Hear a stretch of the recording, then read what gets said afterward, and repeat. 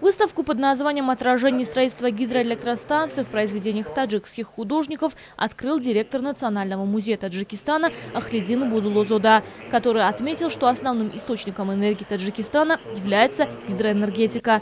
Как было отмечено, использование энергоресурсов в стране берет начало с 20-х годов 20 века. Первая дизельная электростанция была введена в эксплуатацию в 1926 году в Душанбе. В мероприятии приняли участие и выступили представители открытого акционерного общества «Барки-Туджик» и Национальной академии наук Республики Таджикистан.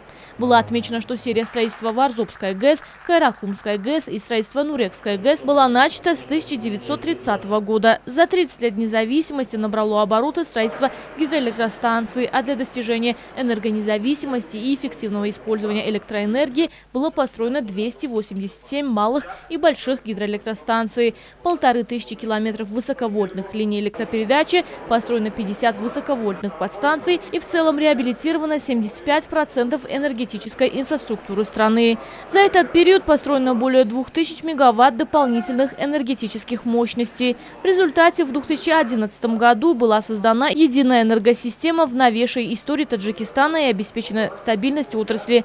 Выставка, открывшаяся в Национальном музее Таджикистана, рассказывает об энергетических достижениях страны. За годы независимости в стране были построены самые крупные гидроэлектростанции, что является большим достижением в этом направлении. В распоряжении нашего музея есть 2 стасамонные монеты. Прочность данных монет была проверена на агрегатах ГЭСов страны.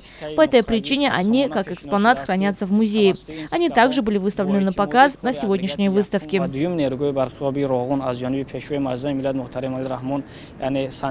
В экспозицию вошли также 32 лучшие картины известных таджикских художников из Национального музея Таджикистана под названиями «Нурекская ГЭС», «Нурак», строительство Кайракумской ГЭС, начало строительства Ругунской ГЭС, Нурек будет построен, Нурекское море, Варзобская ГЭС и другие экспонаты. В то же время на выставке представлены работы известного таджикского художника Карима Наджмеддинова под названием «Лицо» Турсуна Ульджубаева. Выставка «Отражение строительства электростанций» в творчестве художников Таджикистана в Национальном музее продлится до 20 января.